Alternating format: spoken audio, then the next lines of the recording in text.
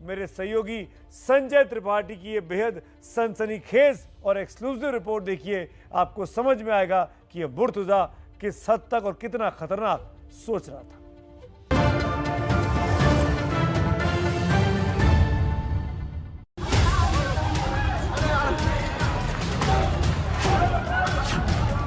रहलत तैरान,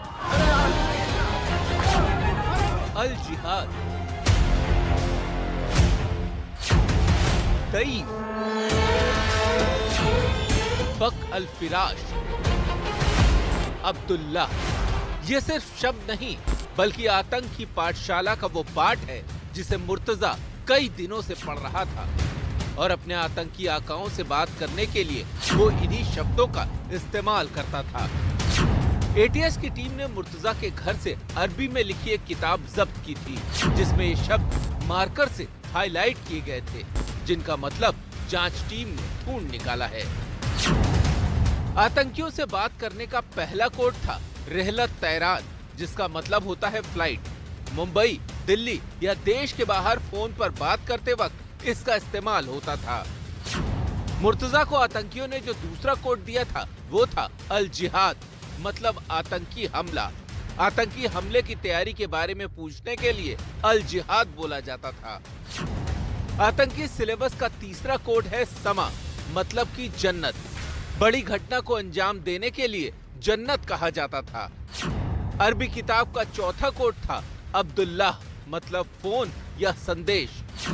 साथ ही आतंकियों को दईफ कह के बुलाया जाता था, मतलब कि मेहमान। हमलों की फंडिंग के लिए बख्शीश शब्द का इस्तेमाल किया जाता था। पुलिस वालों को बक अल फिराश कहकर बुलाया जाता था। फोन पर मुर्तजा के आतंकी साथी बक अल फिराश से सावधान रहने की हिदायत देते थे। एटीएस सूत्रों के मुताबिक मुर्तजा आईएसआईएस की विचारधारा से बहुत ज्यादा प्रभावित था। इतना ही नहीं, वो आईएसआईएस में भर्ती होने के लिए सीरिया भी जाना चाहता था। साथ ही साथ उसने आईएसआईएस से जुड़े लोगों को चंदा भी दिया। जिहादी कोडवर्ड्स की देन है कि मुर्तजा हथियार लहराते हुए गोरखनाथ मंदिर के करीब खून खराबे पर उतर आया था।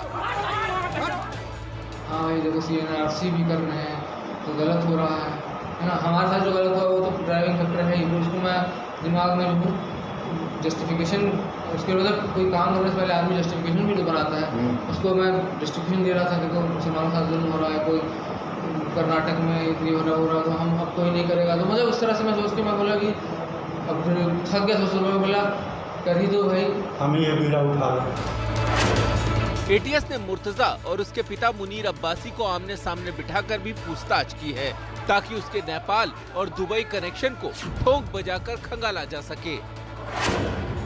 नेपाल में जिस शख्स से मिलने मुर्तजा गया था उसके बारे में भी मुनीर से पूछा गया।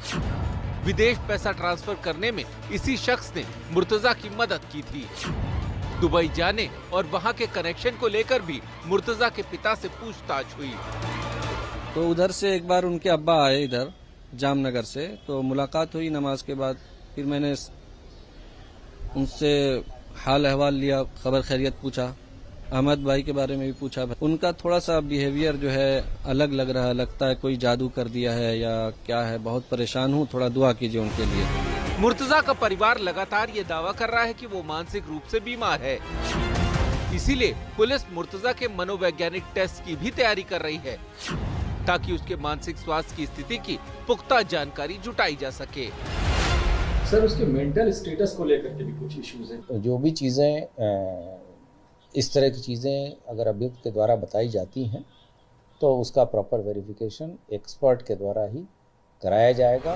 एक गंडासा लहराने से शुरू हुई वारदात अब बड़ी साजिश की शक्ल में उभर कर सामने आने लगी है, जिसके तार नेपाल, दुबई से जुड़े हैं। लखनऊ से संवाददाता संजय त्रिपाठी की रिपोर्ट।